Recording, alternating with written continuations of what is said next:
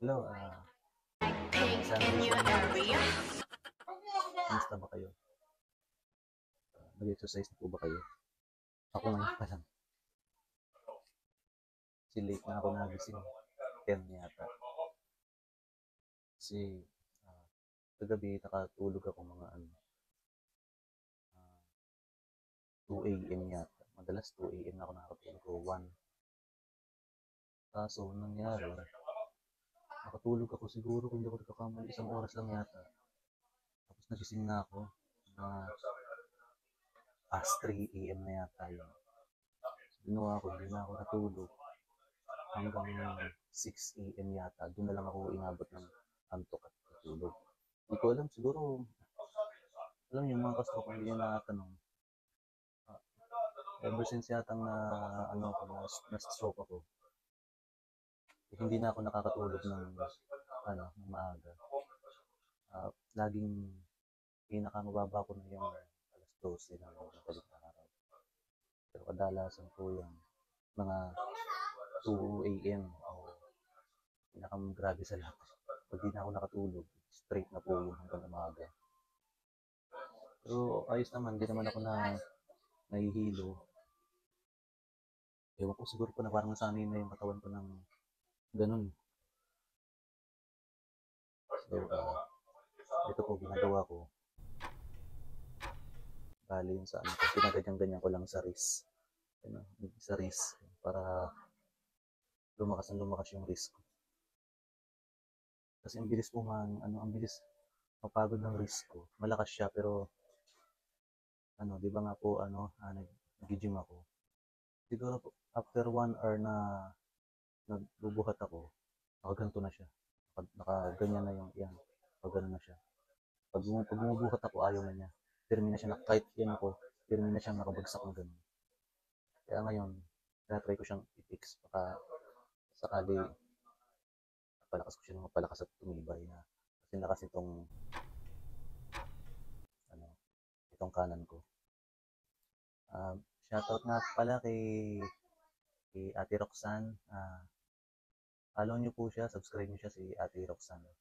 San TV. Ayan po. Stroke survivor din siya. Bali ang nag-cause ng stroke niya, gawa ng sa puso niya. Yun yung nag-cause. Hindi ko matandaan ko ano yun ang nag-cause ng stroke niya. Panoorin niya rin po siya. Basta stroke survivor po kasi, supportahan din natin po yan. Kayo din po kung gusto niyo kung gusto niyo ng kahit pa paano magkaroon ng extra income, kumita-kita. Try nyo rin po mag-YouTube. Sa mga katulad ko ng stroke survivor, mag-upload lang po kayo mag-upload ng mga video regarding sa recovery nyo sa stroke. Upload lang po kayo na upload. Sabi nga po ng aking si Master Jim De Locampo, ang sabi niya sa akin, upload ka lang ng upload at mapapansin din yan. Yun, ginawa ko yung sinabi niya na yun, at kahit paano naman po ngayon. Noong una, walang nanonood sa akin. Tapos, tuntua ako nung naging karoon ng 5 views, tuntua na ako nung tapos, sumunod ng bali mag-upload lang po kayo ng mga quality videos at gumawa kayo ng thumbnails na detalyado yung nababasa po. At mapapansin po yan. Basta lagi kayo mag-hashtag ng stroke survivor. So, ayun po. Subscribe niyo po si San TV, si Master Jing De Locampo. Jing De Locampo, search po sa YouTube. Master po natin.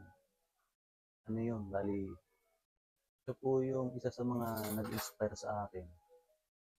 Noon na sabi ko, posible pala ang makatakbo pa kasi yung lalo yung una ko napanood yung video niya na yung una niyang na mahina pa siya.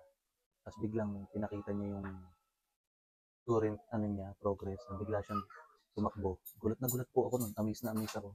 Sabi ko, ang galing naman ng taong to. Subscribe niyo po yan si Kuya Jingle. Marami po kayo marutunan sa kanya. Pagdating sa mga entertainment, the best po yan. Shoutout sa iyo, Kuya Jingle, Master. So, ayun po. Doon sa nagtatanong po sa akin, si Sir Neil yata iyon. Kaya na lang po, ilagay ko na shoutout sa'yo, kuya. Tinatanong niya kung nahihilo ba ako pagka nag-exercise. Hindi naman po, sir. Bali, pag nag-exercise po kasi ako, minimaintain ko yung inhale-exhale. Mahalaga po kasi yan. Kasi po, pag nag-exercise ka, pinipigilan mo yung paghinga mo. May tendency po talaga yan na habang nag-exercise ka, tapos pinipigilan mo yung paghinga mo, yung BP mo po, tataas.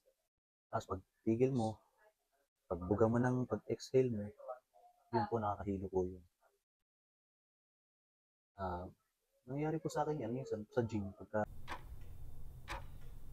nagtatry ako ng magdagdag ng bigat sa binubuhat ko. Siyempre, pinipress ako na yung mabigat, medyo napipigilan ko yung paghinga ko. Pagkatapos yun po, nahihilo ako. Pero panandalian lang naman po, seconds lang, tapos wala na ulit. Yun lang po kuya. Saka doon, yung sa nagtanong din sa akin kung nagmamanas daw ba yung paa ko pag matagal na nakaupo. Kuya, shoutout sa iyo, yung nagtanong tungkol dyan sa nagmamanas. Yan po ay lagi akong nakaprank. Pag matagal ako nakaupo or matagal ako naglalakad, yung pakaramdam ng affected leg ko ay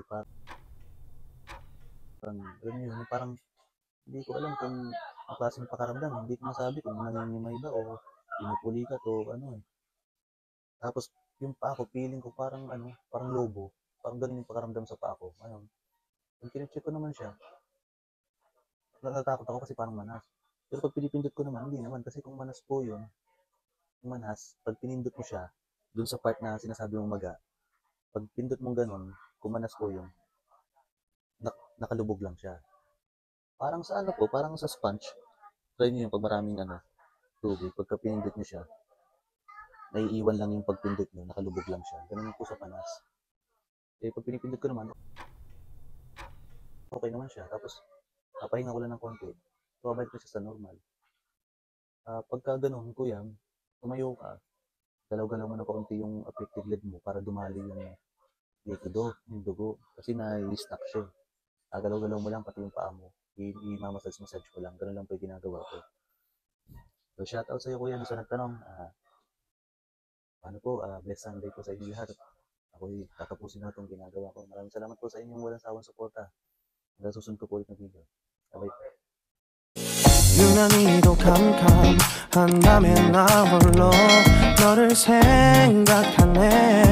이런 기분 설명할 수 없어.